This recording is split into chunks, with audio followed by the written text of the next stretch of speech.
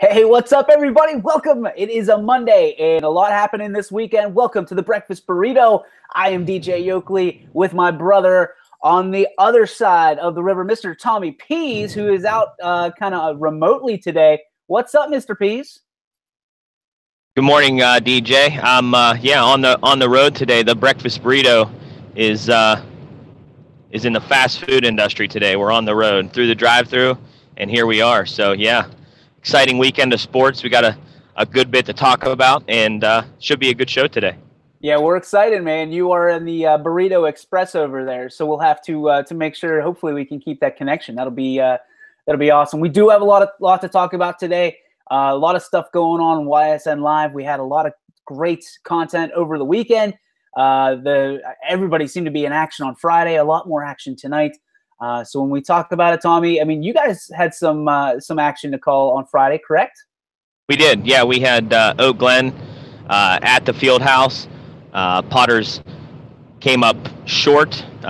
Good effort, though, by the Potters against a really good Oak Glen team who has good guards, plays aggressive defense, and then a dominant big man inside, which, you know, is one thing that we lack at East Liverpool is size on the inside. So we handled them pretty well. Actually had the lead late in the third quarter, early in the fourth quarter, but Oak Glen was able to pull away and grab the victory at the field house. So, but good showing by the young Potter team on Friday night. And a little bit of kind of alluding to what we're going to talk about later. Potter's got some really good news going into the tournament bracket, and they play a very familiar foe. You want to unveil that, my friend? Yeah, absolutely. So yesterday was the draw for our district in the state playoffs, and both coaches went down for East Liverpool, assistant coach Miller and head coach Nate Conley, and they came away with a first round matchup. We will play at home on February 27th against the Beaver Local Beavers. So very exciting. Not only for us at East Liverpool, but for Beaver Local as well, because it's going to be good for our community. We got 15 days to get excited and let the excitement grow for this matchup. We've already played twice this year. Liverpool handled them pretty well at home. I think it was 35 point win, and then out of Beaver Local, we won by 15 on the road. So should be a good night for the Potters. The only bad news on the other side of the fence is once we run through Beaver Local, which I'm saying we will, we gotta travel to Zanesville and play a young man who's 6'7". He's a guard who has a full ride to Marshall, and it'll be exciting to watch that young man play. I had his name, and now it's not on the tip of my tongue, so I'll get that for you, have for you tomorrow, so everybody out there can punch him in on YouTube and see how special this young man is. 6'7", going to Marshall, so he's going to be an elite player, no doubt about it. Well, hopefully he's out there listening, and that way he can use this as poster board, or I guess bulletin board material, to make sure you never forget his name again. That's a huge matchup. The Beaver Local Beavers, obviously, when you lose to them, we talked about it last week during the later half of the week. When you lose those games, there is some stuff on film that makes it a better opportunity for you to potentially win. And this could be the trap that the Beavers are looking for, and they could be catching the Potters at the right time. Oh man, don't say that, DJ. We don't want that. But you're right, though. I mean, when you play somebody twice, let's see. We beat them by 30-something at home, and then we went out there and beat them by 15. So, they learned something there because, they were to cut that deficit by the first game by 20 points. However, not saying that I'm a basketball genius, and I'm not saying that Beaver Local is not a decent basketball team.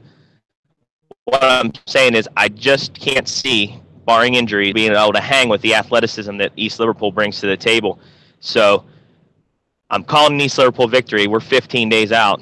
That's how confident I am.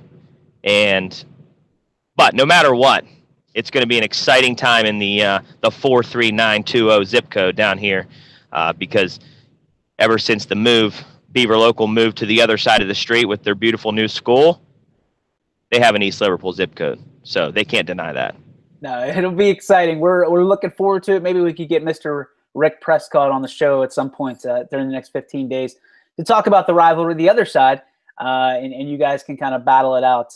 Definitely don't want to count anybody out, especially when you throw records out the window here at tournament time. I also had a game on Friday, and it was incredible. It was a chance for me to see some real top-tier talent and some local talent that'll be playing at the next level. Now, granted, it's a different sport, but the South Range Raiders taking on the Liberty Leopards, and Dre Rushton he's everything.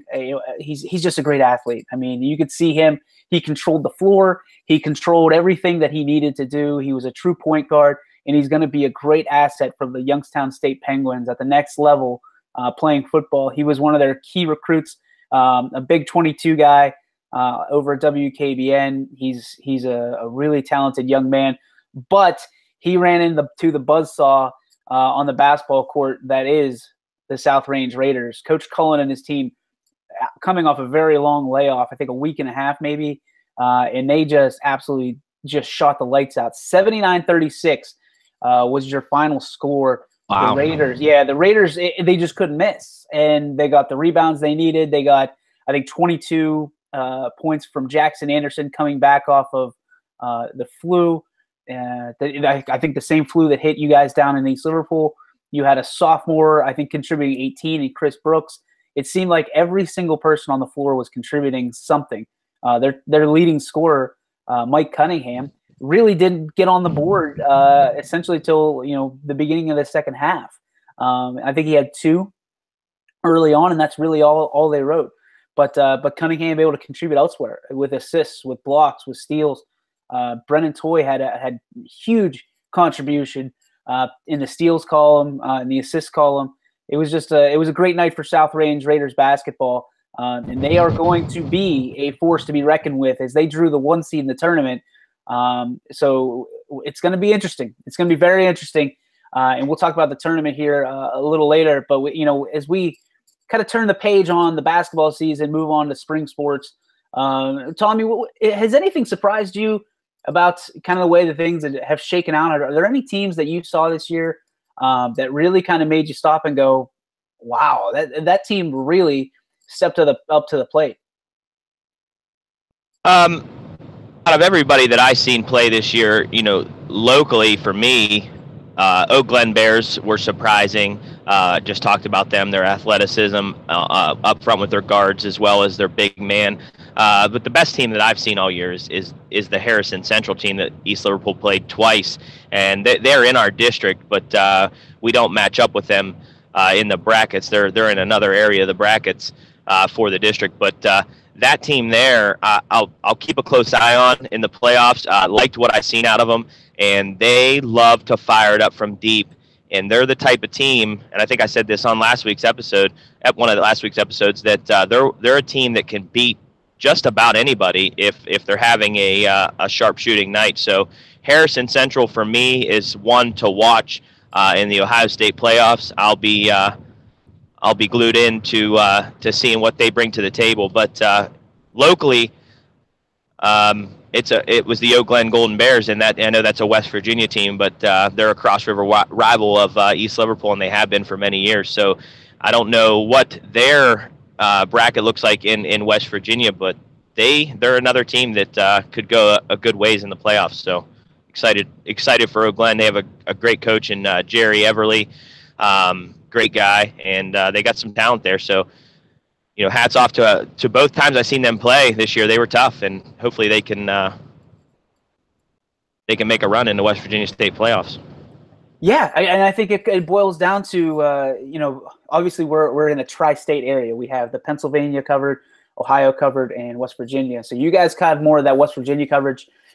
We have more of the Ohio, Pennsylvania coverage, and the further we move north towards the South Ranges, towards the Canfields, and teams like that, Poland, Liberty, it's heavily into the Youngstown market and the Ohio market. So really cool to kind of have our splash zone, so to speak, here in the tri-state market. But when you talk about that first matchup with Beaver Local, you guys have a very kind of interesting bracket. You said it. If you do win, you being the East Liverpool Potters, you go in and it's kind of like I mean, really, it's not exactly the present that you're looking for as you head into the second round, but adds his life, right?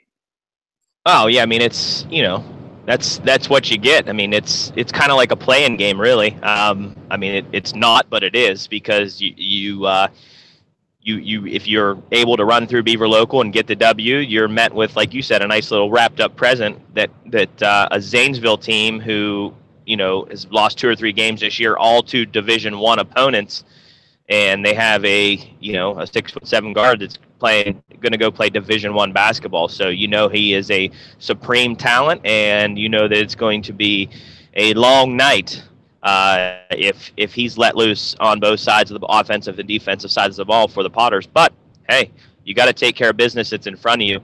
And right now, after the Wellsville game on Tuesday at the field house, we will all eyes will be on Beaver Local, and that's where the focus will be for the Potters. And we need to get that playoff win and move on and head down to Zanesville. And hey, you never know, right? You never know. That's why we play the game. That's why we play the game. You're absolutely right. But do you think that this could serve as an opportunity for a Wellsville team? And there's a very good Wellsville team. Could this be a trap game for the Potters? Are they looking forward to Beaver Local too quickly?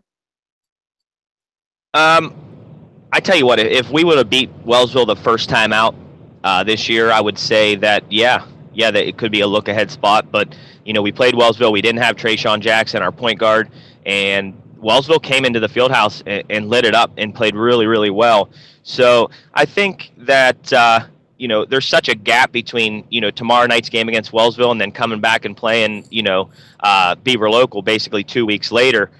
I don't think so. I think the Potters will come tomorrow night and handle business against Wellsville, and prepare to get the Beavers in the first round of the playoffs. So when you look at this bracket, I'm looking at the one you sent me for where the Potters are. I mean, even when you look at Zanesville, you look down the bracket at the 14, 15, 16 seed.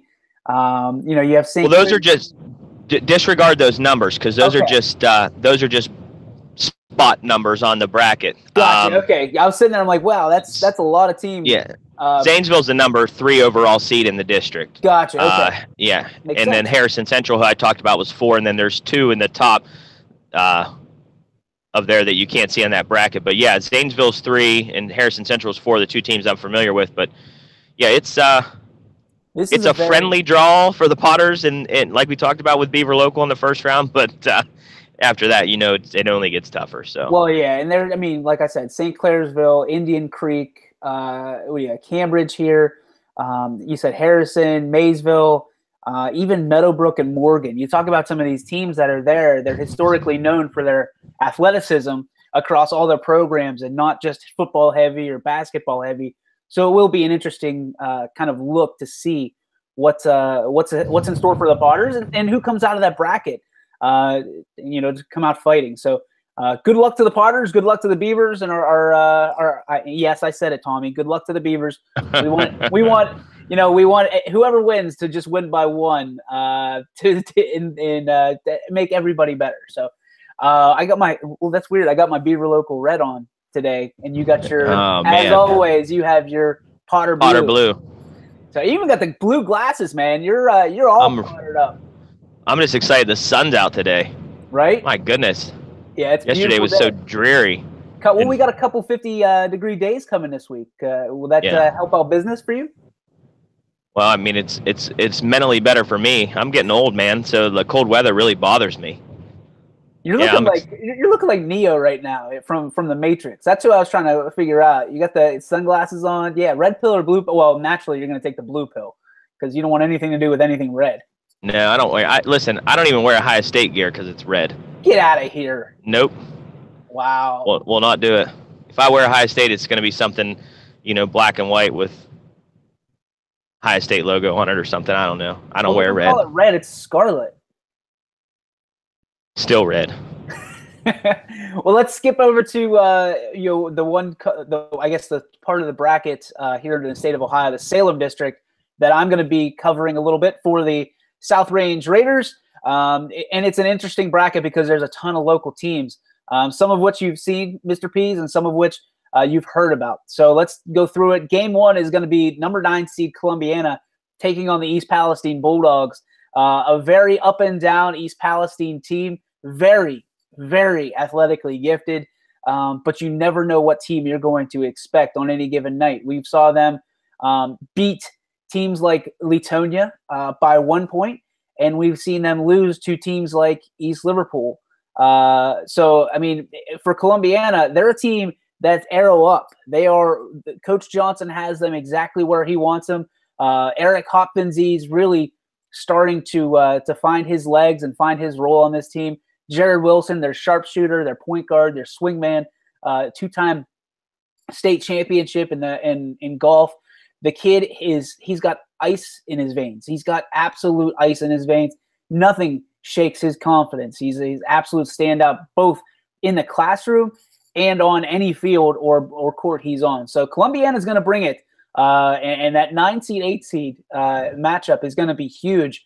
Did they meet at all in the regular season? Yeah, those two teams. They're both in the EOAC. I don't have the statistics for what they did, but it will be, to my knowledge, it'll be the third matchup for them. So it will be very interesting to see because, like I said, Columbiana is on the rise. They had a very slow start to their season. And they're on a skyrocket right now. Coach Johnson, like I said, he's doing an excellent job of putting his players where they need to be and drilling it into them. And the players are executing just unbelievably. Similar to a South Range, just great coaching and great execution from the players. So East Palestine, they have the coaching. They're a young team. They're athletically gifted. You have Don Posey. You have Brandon Kemp. You have a team that can really get it done, and I think they will get it done.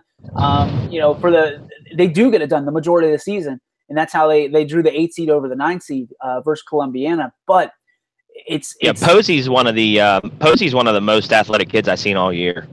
Yeah, absolutely. I'm not saying he's one of the best basketball players I've seen all year, but he's definitely an athlete, and that's the thing that like you said, records get thrown out the window in the playoffs. So Houston could be a dangerous team. Especially if their athleticism comes to the forefront, and they could beat. Athleticism can take you a long way, so they could beat anybody. Well, that's probably the matchup that's going to hurt the most for a South Range team. We've seen them lose a few games to teams that weren't necessarily better than them, but a little bit more athletic than them, and they ran the floor constantly at both sides. South Range seemingly has found the antidote to that problem. In beating Ursuline and beating Liberty, both two very athletic teams. But you never know. If you run into a team like East Palestine or Columbiana, and that's who is waiting, is South Range for this matchup between Palestine and Columbiana, are the Raiders and Coach Cullen.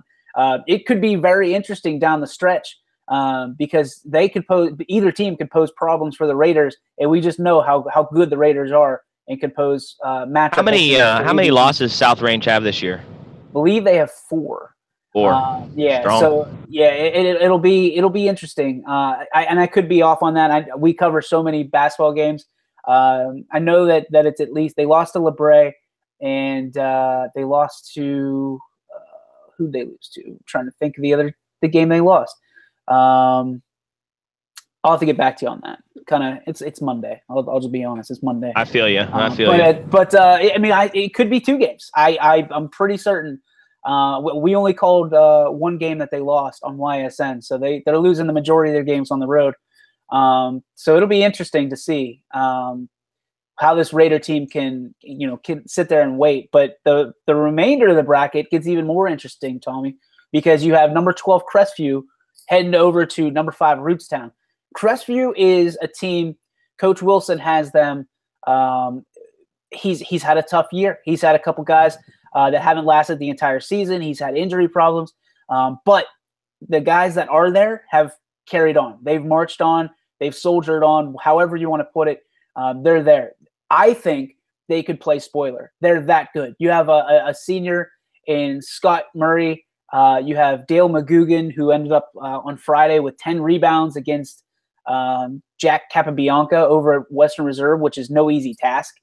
He D'd him up pretty well and slowed him down. Now the Rebels didn't get the victory. However, they are continuing to get better under the management of Coach Wilson and his staff over there. So hats off to them. They got a very, very outstanding freshman in Drake Golden, who could make a difference in a game, especially down the stretch. He's a very good post player, can also shoot outside, so you can't leave him go off the wing because he'll make you pay for it. Then you take a look. Southern Local has been a team that's really been surprising. Now, they're rich in basketball history. You are, I would assume, very familiar with them. They're a little closer in proximity to you guys down there. They are the 7th seed, and they're going to take on Waterloo. Don't know much about Waterloo, but I know that is a team that you see almost every year in this tournament make a splash, and they're looking to do it against Southern. The 4th game in this bracket, Fairless versus Campbell Memorial, that's going to be just an absolute athletic event to watch. Both these teams come in, and they're very, very athletic. It's going to be up and down, fast transition game, and whoever plays defense the most times is going to win. And then, like I said, you look to the other games. You have South Range waiting, Canton Central Catholic waiting, as well as Mogador waiting, and United. So some local teams around here just going to be, kind of waiting on it. So South Range and United, two of those storied franchises, two of those storied districts, especially in basketball, just kind of waiting for things to separate. But out of this district, my friend, I think this is going to be one of the most interesting districts to watch, and second only probably to yours. Yeah, I mean, I know. I haven't had the privilege to watch South Range play, but I know that the Potters scrimmaged them this year, going into the season. And Coach Conley said South Range, very, very good, very, very good team. And, you see them all the time. So you'll know more than anybody that if they're able to make a deep run. And I would love, they made a deep run in football. And I'd like to see, the same thing in basketball for them because, I'll sit here and I'll say, of course, I'll down the local Beavers because that's what I do. I'm a Potter homer, but any local basketball team in our area here in the Ohio Valley or, up north your way, anytime anything good can come or a deep run can come in the playoffs, it's good to see. It's good for the kids. It's good for the schools. So when the eastern side of Ohio shows up in the state playoffs deep in there, it's good to see. So go Beavers, right? Can you just? Well, let's not take it that far. Can I get one from you? Can I get one time? Go Beavers. Go Oregon State Beavers. Hey, man, let's flip the switch on local. That's a wrap on the local coverage here. If you have local coverage you want us to take care of, make sure you hit Tommy up or hit myself on Twitter or Facebook or however you want to get a hold of us. We want to be able to cover you locally every day here on the Breakfast Burrito. Regionally, my friend, I feel like we talk about this all the time, and I feel like I am Johnny Manziel and I am bipolar. The Cleveland Cavaliers are back. They're back, my friend. They are back. They're really back. And they're younger. They're younger. Better defensively. They're more athletic. They're faster. They're better defensively. And LeBron James got his smile back. He's got his groove back. Stella got her groove back. And I'll tell you what, man, nothing is sweeter. This is kind of a double-edged sword. Nothing is sweeter than beating the Boston Celtics on their home court on Paul Pierce Day. Okay? Oh. The truth has spoken. Dude, a 121-99 victory over the Boston Celtics. You and Mr. McMahon talked about it on Friday and said, if the Cavs don't make the right moves, they made moves. Now, if they don't make the right moves, it's going to be an absolute slaughter. They're going to walk in. Kyrie's going to get exactly what he's been looking for, and that's to walk out with his smile and saying, yeah, I got the best of you. I'm better than LeBron. I'm the man. Well, fast forward to yesterday, and the Cleveland Cavaliers take care of business, and we talked a little bit before the show started. The new guys made the biggest impact. Yeah, I mean, it's honestly, it's what I think LeBron has wanted to happen for a while. It's to the point where he's able to take the scoring load off of him, and especially with Kevin Love out right now, these guys they brought in are scorers. They're athletic, young, gifted scorers. Clarkson and Hood, are going to, if given the opportunity, they're going to put the ball in the bucket. That's a huge help for the Cleveland Cavaliers. You can't, as we run down the stretch and we go into the playoffs, we can't rely on LeBron James for every single possession. So Hood and Clarkson are going to be huge because they're scorers. They're both very athletic. They can score from the outside. They can penetrate and make things happen on the inside. And then you got George Hill, who brought in. I think he complements what the Cavs do better than any point guard that's been there, and that's not a spite to Kyrie. His defense is absolutely spot on. He's a veteran. He knows how to play the game, and he's going to be a huge part of the Cavaliers' success moving forward.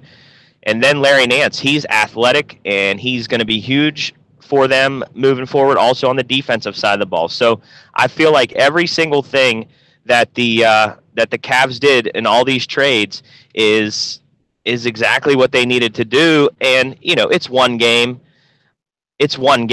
But at the same time, it was against the Boston Celtics, and Cavs handled them from start to finish pretty much in that game, and that was with LeBron sitting out pretty much the second quarter.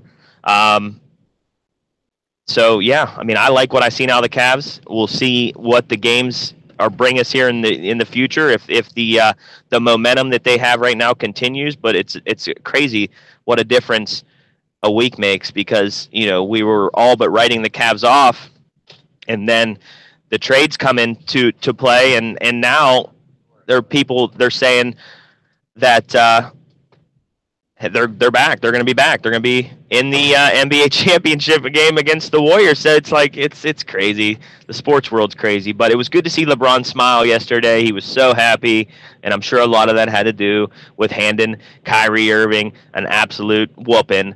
But I liked what I seen. I actually watched that entire game, and I like the Cavs, man. I like their energy. I like what they're doing, and with you add Kevin Love into the mix here in a few weeks. I like it. It's going to be awesome. Yeah, and Cavs Warriors Part 3. Here we go. You call it the rubber match. I am. All right, man. So hey, you said it. LeBron sat the entire second quarter basically.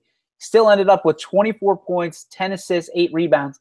He almost had another triple-double. The man is a machine right now. Can he keep this pace up, or as he grows older, he's 33 now, is he looking, are they going to have to give him a break, I guess is what I'm asking.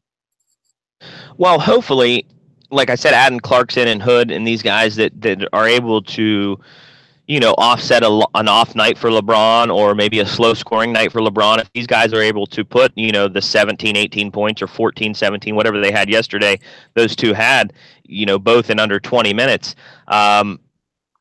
Yeah, I think that LeBron probably needs to, his minutes need to come down a little bit, heading into the playoffs. Listen, the Cavs are going to make the playoffs.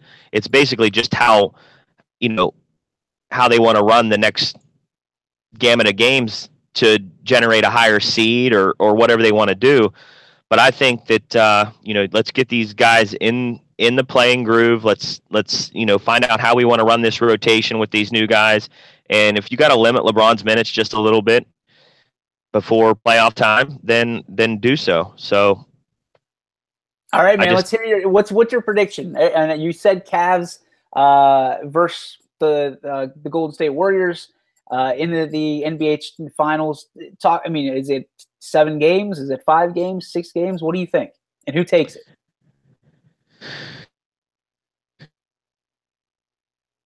Oh, I think we lost Tommy. You there? All right, he'll bounce back. I know he's out on the road, so we keep the burrito going. Changing things up. Personally, I think essentially the Cavs are going to take the NBA Finals in 6 games.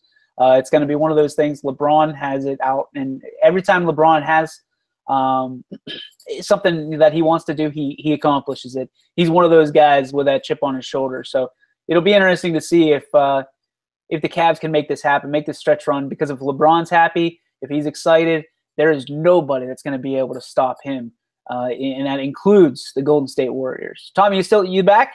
I'm here. Can you hear me? I can hear you now, my friend. Who you taking in the NBA Finals, Cavs, Warriors? Well, I mean, you got to go. I got to say the Cavs. I mean, that's just the homer, the Cavs homer in me. But if the Cavs can put it together with this group of guys and take a little bit of the load off LeBron James going into the playoffs, and he's well rested and ready to go, I still think he's the best player on the planet, and I got to go Cavs. Cavs in how many games? 7. 7. If the Cavs win, it'll be in 7 games. Oh, I took him. I forget. I think I took him in 6. 6, yeah. Yeah, I heard you. 6. So yeah, all right. Hey man, let's change it up. There's another team a few miles away from the Cleveland Cavaliers that are really starting to heat up, and they know their way around a championship. The Pittsburgh Penguins, talking some NHL. And man, I'll tell you what, Crosby was held without a goal for like 10 to 12 games, something like that. And he comes out yesterday and scores 2. The kid is back, and LeBron might be the best basketball player on the planet, but I believe firmly in my heart that Sidney Crosby is the best athlete. He does some of the most amazing things that hockey has either never seen or hasn't seen in a very, very long time. Sidney Crosby leading his team back. A big win yesterday. I believe it was 4-1, and they are now firmly in second place in the Metropolitan Division in the NHL, just behind the Washington Capitals. Well, look out, Capitals. Here come the Penguins. Tommy, we both played sports. We watch a ton of sports. How hard is it to not only go back-to-back, but to go possible three-peat? And do you think the Penguins have what it takes, if they can get healthy, to make that three-peat run? Well, I mean, it's going to be – I mean, anytime in any professional sport, winning a championship is hard. Winning back-to-back championships is even harder. Winning 3 in a row, it's almost impossible. So I'll be excited to see how the Penguins, respond to a slow start this season, which now, like you said, it seems to be that they're picking it up and picking it up at the right time. Nobody's going to want to play the Penguins in the playoffs. So, you have that going for you right away. I'd love to see it. I love Pittsburgh. I love everything about the city of Pittsburgh. So, I mean, if they're in the playoffs and they make a run and they get close to, three-peating, it's going to be a special scenario for the NHL. It's going to be a special scenario for the Pittsburgh Penguins, because it's my gosh, it's probably one of the hardest things to do. It's hard enough to back it to go three-peat. I mean, my goodness, you probably count on one hand how many teams have three-peated in sports history. Yeah, it's one of those things. Nobody's ever done it in the NFL, right? Ever. No. The closest, the Giants did it, or were almost close to doing it one year. When I watched the 2 Bills 30 for 30 on ESPN, and they talked about that, how, they were going, for the three-peat. But yeah, I mean, the Penguins are talented. Like you said, they probably have the best athlete on the planet, or one of the best athletes on the planet, on their team. So anytime that happens, or you have an athlete of that caliber, you're going to be dangerous. So, oh, not only that, I mean, but you look at outside of Sidney Crosby, and the Pens have done an excellent job of building a franchise and rebuilding the franchise. Mario over there, and obviously Jim Rutherford has done an excellent job of making sure that it's just more than Sidney Crosby. They got Geno Malkin. They have Phil Kessel. They have Justin Schultz. The goaltending has always been a question, but Matt Murray has stepped into that position very well. And with his injuries this year, they've had, goalie by committee. So it's been interesting to watch this team really develop. But when you have the best player in the world in Sidney Crosby, you're never counted out of anything. There was a few weeks ago, Penguins fans were worried about making the playoffs, and now here they are in the second place in the Metro. And being able to talk about making a run for this three-peat. So it's going to be interesting. This is very much a Steelers town in Pittsburgh, but the Penguins are making a run, and people get really excited when you start talking about that team that plays at PPG Paints Arena, just down the street from Heinz Field. So it's going to be. I'm excited for it. I think it can happen. I think they can do it. I think they sandbagged long enough. They rested up long enough to know when to turn it on. They did the same thing last year, and I believe even the same thing the year before that. They play the important games the way they deserve and need to be played. And that's why this team is so special. No matter who they take out of that lineup, as long as it's not 87, somebody else is able to step up and next man up on the ice. So it's gonna be a fun run. I'm really excited for it. I'm a casual Pens fan, casual NHL guy. I'll watch it if it's on. I think you're kind of in the same boat, but I think when it comes down to it, man, if you got exciting hockey, and nothing was more exciting to me than watching that NHL Finals last year with the Predators and the Penguins. I mean, it's going to be good. Last night, the Pens beat the Blues 4-1. So I'm sure you had a little bit of sadness because somebody with blue in their name got beat, but that's okay. That's all right. But man, I mean, so do you think the Pens can do it? What are your odds? Well, yeah. I mean, I absolutely, I think they can do it. I mean, the talent's there, so they can do it. But in professional sports, really in any level of sports, teams that win championships or win titles, they are, for one, they're talented. Two, they're hitting their stride at the right time. And if the Penguins can do that, if they can hit their stride at the right time, we know they have the talent. And they've done it in the last 2 years. So for all the Pens fans out there, I mean, you should have hope that the three-peat is something that's in their grasp. So yeah, I do think they can do it. Absolutely. I'm with you. I'm with you 100%. Okay, this next one's a little bit tough. This next topic, we talked about the Olympics. We talked about, hey, are you watching? Are you excited about it? And the answer is a firm absolutely not. I've never been more disenchanted with the Olympics. My wife turned on the figure skating. I immediately thought of you. And I mean, the results are speaking for themselves, my friend. The Olympics are down double digits in people tuning in for them. I mean, what's so bad, I guess, that nobody – I'll ask your opinion first, and then I'll follow up. But what's so bad about this Olympics that nobody cares? I really can't even answer that. The Olympics, I came home last night and the Olympics were on the TV and I couldn't even tell you, I think it was some sort of skiing, something. And I turned on Meet the Parents. I mean, like I turned on a movie, you know what I mean? I don't know. I can't answer that. I don't know. Me personally, I'm not into it. Maybe there's just not, like I said, there's not enough big sports in the Winter Olympics, and it's just not interesting to me. I'm sorry. I mean, do they even have hockey anymore? That's a great question. I think so. I can't find it. But here's the thing. I mean, it's just, you look at it and you say, okay, well, what, to your point, first off, when the hell are these things being played or compete? Where does this competition start? I know there's on NBC.com, they have the whole schedule, but like some of the stuff is running at 3 o'clock in the morning. Now, given that the time differences and things of that nature. And here's the other thing. Sometimes we know about the results before they're even broadcast on television. That's tough. That's tough to compete with. If you're NBC, it's kind of a lose-lose because you've got to report it because you want to be the first ones to have it, or at least among the first ones to have it. But on the flip side of that coin, are people going to watch if they already know the outcome? Probably not. No. Pre-recorded, nobody wants it. Here's another thing, too. I just got a message from a friend who must be a live listener, so thank you for that. They said that nobody cares about the hockey in the Olympics because NHL players aren't in it. It's a good point. That's true, too. That's a very good point. And I think that when you look at it, and they used to have an NHL break for the Olympics. I remember it. I think it was even last the Olympics in Sochi when I think Canada won the gold, and the NHL took a break from it, and it doesn't appear they are this time. So if the NHL players are not in it, I'm with them. I'm not watching at all because a bunch of no names playing, and I know the competition is going to be, the other side's going to say, hey, what about the Miracle on Ice? There weren't really names on that.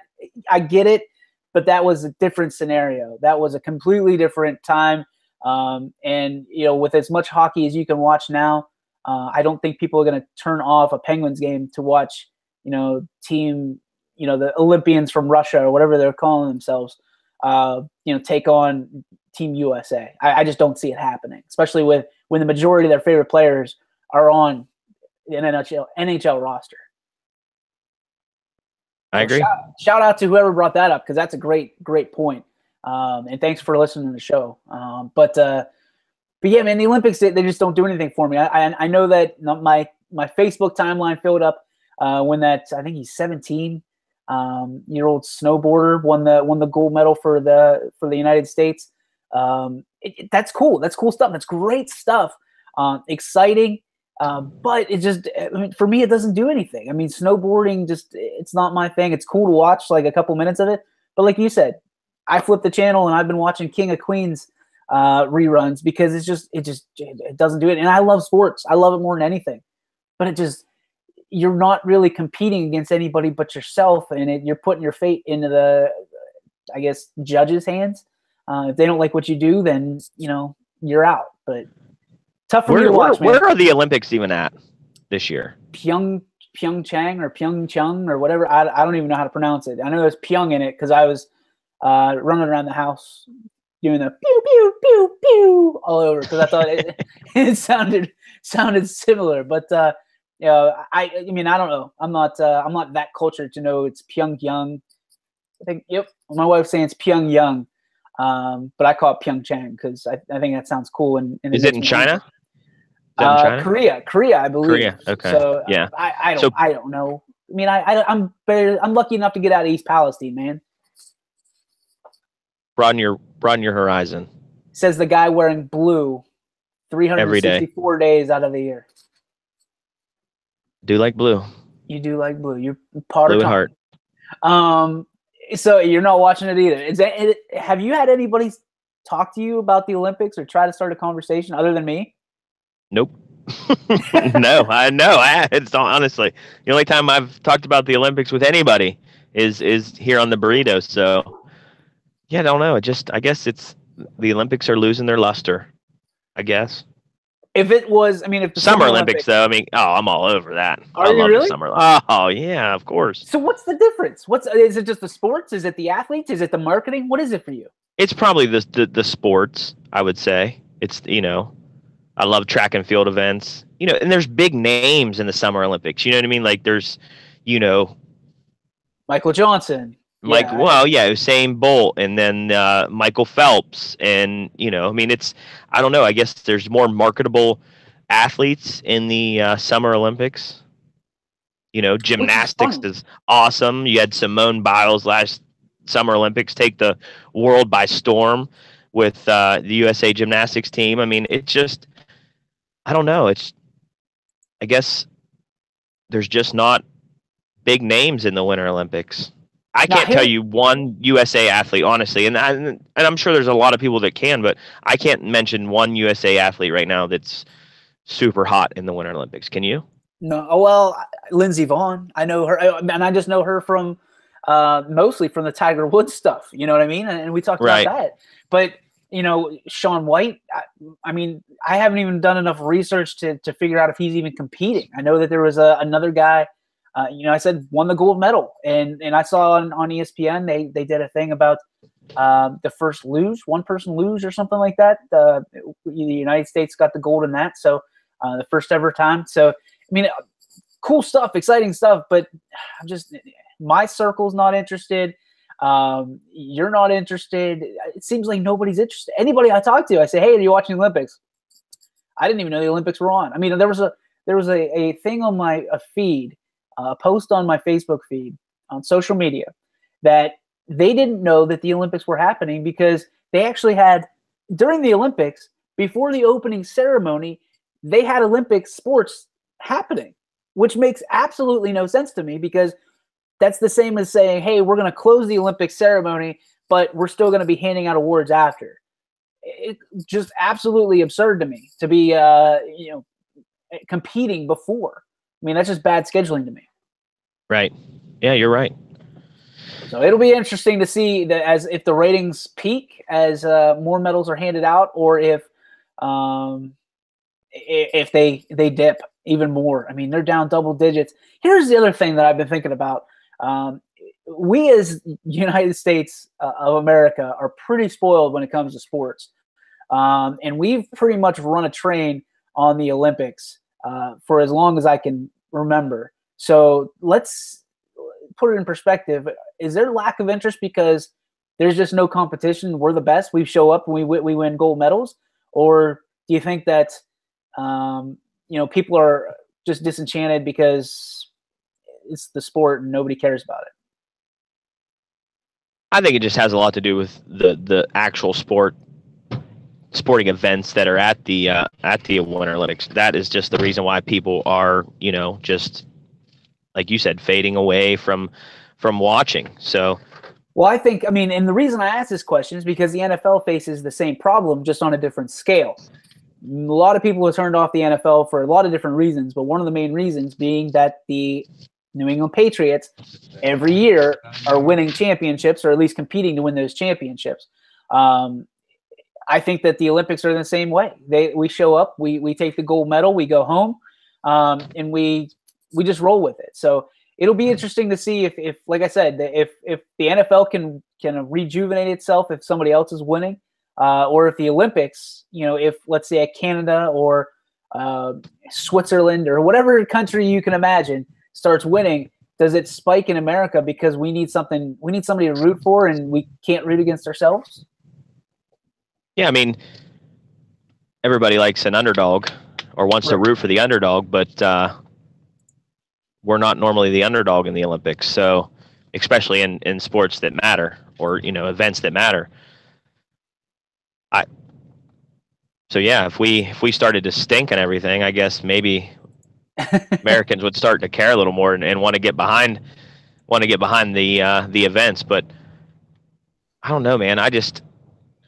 I thought for sure that the Olympics, would take off once they started, I just don't see it anywhere. Like nobody's showing any interest whatsoever. So no, it's crazy. A bad investment for NBC. Again, not my personal, but I mean, they got the Super Bowl. They made their money with that, but the Olympics just aren't there. I think it'd be cooler if maybe it's on a different station. Maybe it's on somewhere where they make it more like an X Games or on demand, so you can watch the games on demand. Would be kind of cool too. But here's another thing too, that NBC, they started to make everything is still political. I mean, they covered the fake Kim Jong-il and Donald Trump more than they did some of the other events. It's just like, come on, give me a break. Like get off of it. Let's cover the Olympics. And you know what? That might have deterred people from even watching. So it's crazy. It'd be interesting to see if we had an Olympic coverage on NBC and Olympic coverage on Fox News. Which one got the better ratings? I'd be interested to see that. Fox News would, because they'd cover the Olympics. They wouldn't cover all the other BS. So we're gonna take a step into another direction before we get in trouble. But hey, man, the Colts got their guy. Did I say something I shouldn't have? No, you're good. No, you're good. I just that there's two sides of the fence, and we just, not that we want to ride the fence, but we want to make sure that we don't get too far down the rabbit hole. If you catch my drift. Yeah, I got you. Hey man, NBC and Fox are both great companies. The Colts got their guy. Let's start with that. The Indianapolis Colts, after the shenanigans that happened over with Josh McDaniels, they finally got their guy, and man, I think they got a good one. His name is Frank Reich, and he is the guy that brought the circled the wagons for the Buffalo Bills back in the day, and one of the greatest comebacks ever in playoff history over the Houston Oilers. That was 92. Yeah, and it was the final game of the 92 regular season. The Oilers defeated Buffalo 27-3 in Houston, and Jim Kelly got hurt, and then Frank Reich comes back in the playoffs, and they were down 38-3 or something. But they ended up winning 41-38. And I only remember this, and I'm using some details obviously on Wikipedia, but I remember it because it was the first time my parents bought a computer, and it had the Sports Illustrated CD-ROM thing, and that was what popped up all the time. Every time you played it, you had to go through that. So if I was an Oilers fan, it would have been absolute misery. But this guy orchestrated one of the greatest comebacks in history, has been biding his time, was one of the assistant coaches for the Super Bowl champion Philadelphia Eagles, and this guy deserves whatever comes his way. And I think that he can make some hay while the sun's shining over in Indianapolis, because they are so pissed about what happened with McDaniels that anybody who came in, they were going to rally behind, and that's going to be their guy. So Frank Reich takes the reins to an Indianapolis Colts team that, for all intents and purposes, can make a run here if they get old number 12 back behind the saddle. That's the key. I mean, the key is Andrew Luck.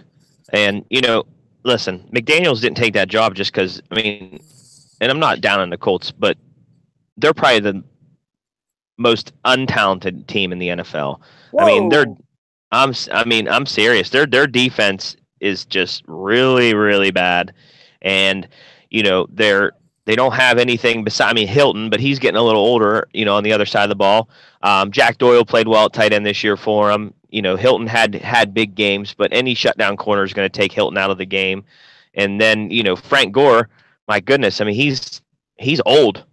He's probably done. He's probably going to retire, I would imagine. But there's just, Frank Reich, he had a miracle, like you said, in 38-3 comeback or whatever it was. He's going to have to work a miracle in Indianapolis, especially if there's no AL-12, because they're just not a good football team. Here's the thing, and I agree with you to an extent, but if you take anybody's franchise quarterback away from them, they turn into doggy do, right? They're not going to be they're not going to be the team that they were meant to be. You're not going to see them go win a Super Bowl championship unless they have a Nick Foles, right? A guy that's started for a long time. The Colts don't have that, but what they do have, and I'm double checking here just to make sure that I'm accurate, is they have a very high draft pick through the Indianapolis Colts. And in that draft pick, I firmly expect them, and you can talk to, we'll probably have Greg Brown on sometime this week to discuss the upcoming draft. But, if they can get away with a Barkley, that changes the game, because you did say it. Frank Gore is old, but he is serviceable. And I think that he can still take the rock away from a rookie that can make a huge impact. And Barkley has made an impact every level he's ever played. So it'll be, and the Colts have the third pick. So the Browns, obviously, if they don't get Kirk Cousins, they got to draft a quarterback. I think they got to draft a quarterback anyway, or trade the pick to build their team, after that. But they've got to figure things out really, really fast. And I think now you have Browns, Giants, Colts, and then back to the Browns. If neither one of those two teams, which need quarterbacks, picks up on Barkley, I think the Colts pick him up at 3, and they make a huge jump, and especially if they get Andrew Luck back, and that's a huge if. Well, if you think you're getting Andrew Luck back, do you really waste that third pick on Barkley, though? Luck ultimately is still young. He's not an old quarterback, but Barkley's if you know that. Oh, I'm sorry. Saquon Barkley. I'm sorry. The running back. Oh, Saquon Barkley. Yeah. Okay. Yeah, from Penn State. So yeah, if they get him at 3, because the Browns and Giants are probably going after quarterbacks at 1 and 2.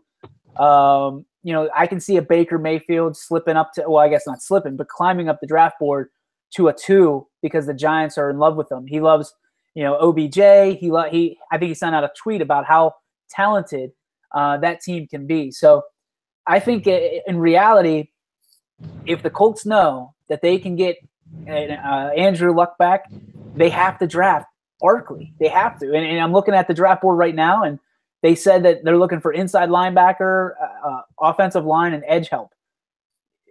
Point blank, you need a running back. You need somebody for Andrew Luck to drop it off to whenever the season starts again, because it says Marlon Mack isn't going to cut it, I think, in the NFL. No, is Barkley a pass catching back? Yes, they're comparing him to like a Leonard Fournette / Le'Veon Bell is the comparisons that they're talking to. Yeah, so imagine that's pretty.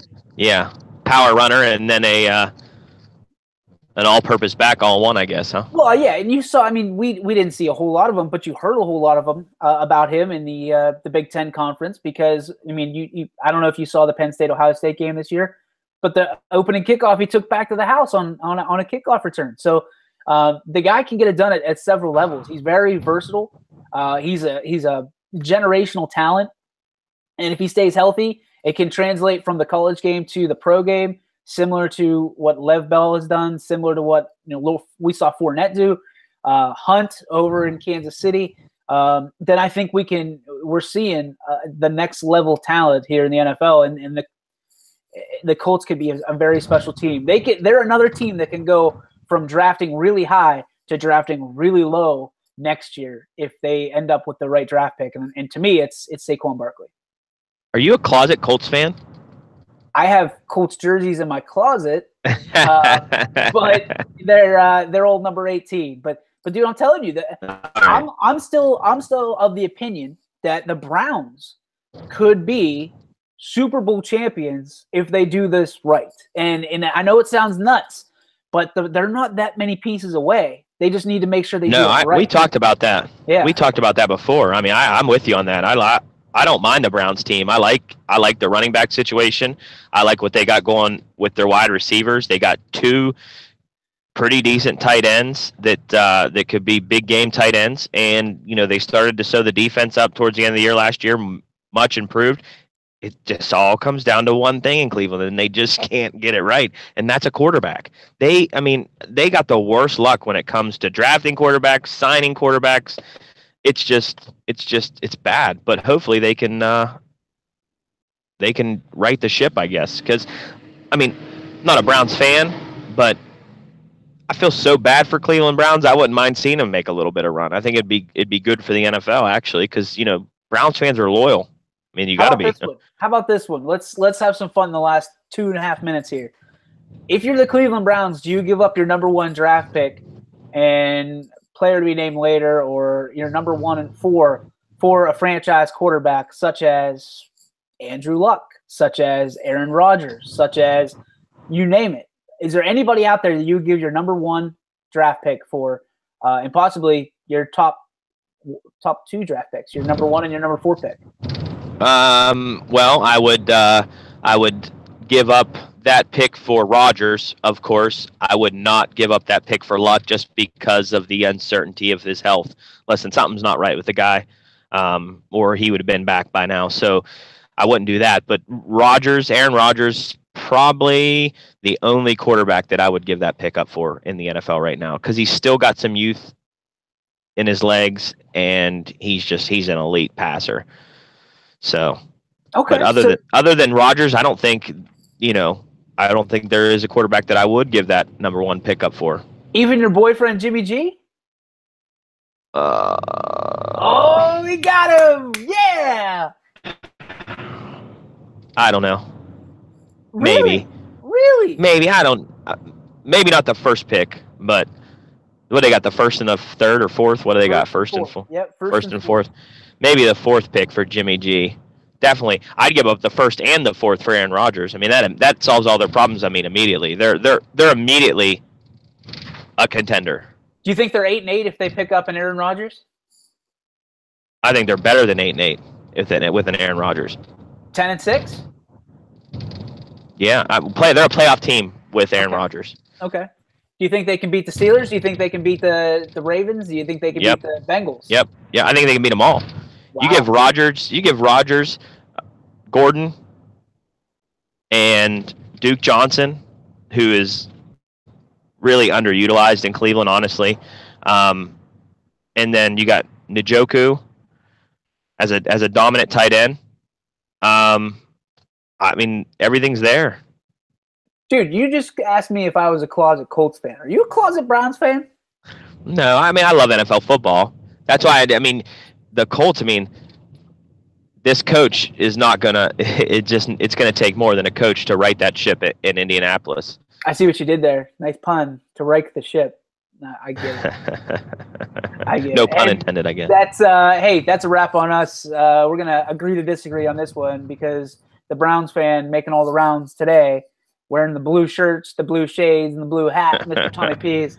Hey, man, great show. Tomorrow, let's do it again about 10 a.m. How do you feel about that? We'll be here. All right, brother. I'll be setting down tomorrow. Be safe out there today. It's a great day. Make it yours. That's it for us. That's a wrap on the burrito. Tune in tomorrow at 10 a.m. right here on our YSN Live page. That's it, everybody. Take care.